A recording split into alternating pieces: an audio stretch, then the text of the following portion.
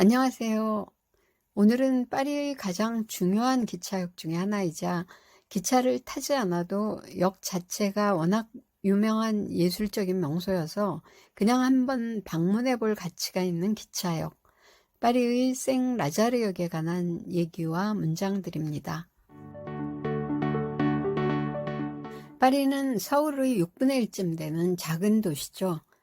하지만 파리엔 모두 7개의 큰 기차역이 있습니다. 북역과 동역, 리옹역과 리옹역 바로 옆의 베르시역, 그리고 몽파르나스역과 오스테리치역, 그리고 바로 생라자르역 7개입니다. 그중 생라자르역은 19세기인 1837년에 문을 열었는데요. 파리의 중심가인 8구와 9구 사이에 위치해 있습니다. 근처에 저 유명한 오페라 가르니에며 갤러리 라파엘트 백화점이 있죠. 무엇보다 이곳에서 바로 인상파의 창시자인 화가 클로드 모네의 집과 정원이 있는 파리 북서쪽의 아름다운 근교 마을 지베른이며 바다를 볼 수 있는 노르망디 도빌 쪽으로 가는 기차들이 바로 이곳에서 출발합니다. 저도 지베르니와 노르망디의 루앙을 여행하기 위해 이곳에서 기차를 탔었습니다. 미술사에서 생라자르역은 우선 모네가 그린 기차역 그림으로 유명합니다. 19세기 인상파 화가들은 빛에서 받은 인상을 추구하는 화가들답게 화구를 챙겨 들고 야외의 아름다운 근교 마을을 자주 찾았죠. 근데 그 아름다운 근교 마을로 가는 기차 노선이 바로 이곳 생라자르역에 많았습니다. 그러니 마네와 모네, 카유보트 등의 화가가 이 기차역을 자주 드나들었죠. 그들 중에서도 모네는 특히 이 역을 자주 드나들었는데요. 근데 그는 다른 화가들과는 좀 다른 점이 있었습니다. 기차를 타고 나가서 만나는 아름다운 근교 마을에도 관심이 많았지만 그 당시에 막 등장한 혁신적인 문명의 풍경인 기차와 기차역 자체에도 관심이 많았습니다. 그러니 안개를 제대로 그리고 싶어 애쓰던 모네는 어느 날 이렇게 말합니다. 그래, 바로 생라자르다. 기차가 출발할 때 역사는 굉장히 자욱한 연기로 가득 차서 도통 아무것도 알아볼 수가 없는데 그건 정말 마법 같은 순간이다. 마치 한 편의 동화가 현실이 되는 것 같은 순간이다. 그리고는 그림에 도움이 된다면 앞뒤 안 가리던 모네는 기차를 좀 더 자세히 그리고 자주 관찰하기 위해서 심지어 생라자르역 근처에 화실을 구합니다. 거기다 아예 생라자르역 기차역장을 찾아가서 자신이 구상하고 있는 그림을 설명하면서 그림을 위해 기차를 멈춰달라는 식의 협조를 구하죠. 사실 그때만 해도 모네는 아직 무명화가나 다를 바 없었습니다. 그러니 역장으로선 그냥 무시할 수도 있었죠. 하지만 역장은 오히려 그 반대였습니다. 모네가 제대로 그림을 그릴 수 있도록 기차를 멈춰 주었고 시시각각 변하는 기차의 수증기를 제대로 그릴 수 있도록 기관차에 석탄을 계속 가득 채워주었죠.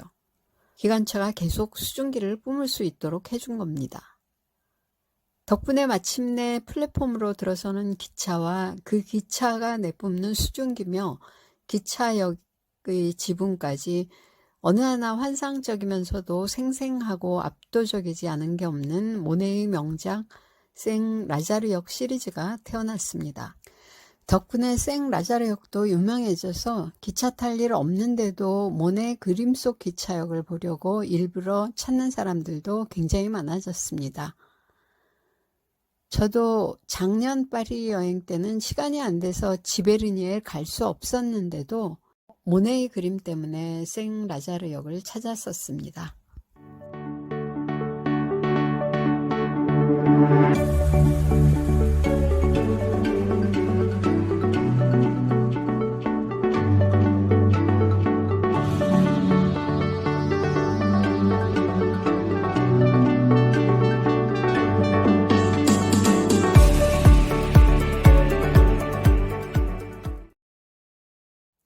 그런가 하면 생라자르역을 다시 한번, 어쩌면 모네보다 더욱 결정적으로 유명케 만든 예술가가 있습니다. 20세기 최고의 사진가로 꼽히는 앙리 까르티에 브레송이죠. 그는 찰나의 거장, 결정적 순간의 대가로 불리는 프랑스의 전설적인 사진가입니다. 그런 그가 세계적인 명성을 얻게 될 사진을 찍은 건 겨우 24살 때였습니다. 24살이던 1932년의 어느 날, 그는 생라자르역 뒤편의 한순간을 사진에 담았죠. 물이 고인 길 위에서 한 남자가 바닥에 고인 물에 발을 딛지 않으려고 앞쪽으로 훌쩍 건너뛰는 순간, 두 발이 다 땅에 닿기 직전의 모습, 그래서 아주 살짝 공중부양하고 있는 것 같은 순간을 카메라에 담았죠. 그런 남자의 발밑으론 훌쩍 뛰어오른 그의 모습이 거울에 반사된 듯 아래쪽에서 그대로 재현되고 있습니다. 동영상을 찍어서 정지시키는 거라면 모를까, 사진으로는 결코 포착할 수 없을 것 같은 순간을 카메라에 담은 것입니다. 그런데 그 순간 포착만으로도 놀라운데, 이 사진엔 더욱 절묘해서 입이 다물어지지 않는 게 한 가지 더 있습니다. 무릉덩이를 뛰어넘는 남자의 뒤편 벽 쪽에 포스터가 하나 붙어 있는데, 그 포스터 속에서도 한 무용수가 반대쪽 방향이지만 남자와 비슷한 포즈로 뛰어오르고 있는 것입니다.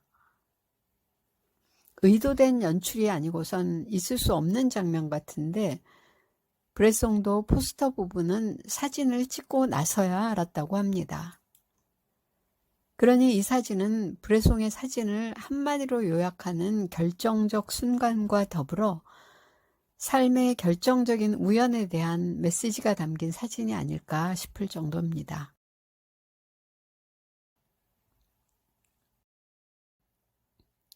결정적 순간을 찍으려 평생 발버둥 쳤으나 삶의 모든 순간이 결정적 순간이었다.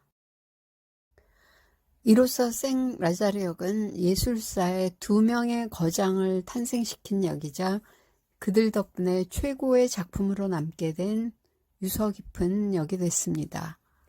기차 타고 안 타고 상관없이 꼭 한 번은 찾아봐야 될 역이 됐죠.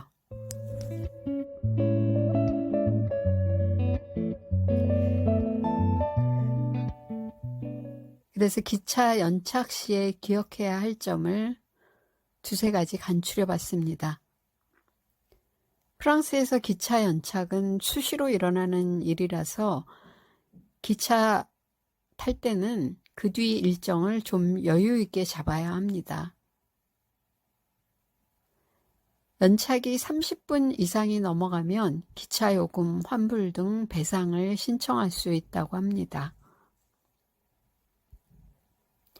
연착한 기차가 들어오는 걸 전광판이나 휴대폰 앱으로 계속 확인하다가 개찰 알림이 뜨면 해당 구역으로 나눠져 있는 플랫폼으로 가야 합니다. 그런데 연착한 기차의 경우에는 특히 사람이 한꺼번에 많이 몰리니 조심해야 하는데요. 특히 명심해야 될 사항이, 연착된 기차에선 좌석 번호가 아무 소용없을 때도 많습니다. 전철처럼 표만 있다면 어디든 무조건 먼저 앉는 사람이 자리 주인인 거죠. 그래서 다들 행여 자리 없을까봐 뛰기도 하는데, 기차를 개찰구에서 제일 먼 뒤쪽 문부터 엽니다. 동시에 다 열면 저마다 앞쪽에서 타려고 할 거고, 그러다 보면 여러 가지 문제가 생길 수 있어서 맨 뒤쪽부터 문을 연다고 합니다.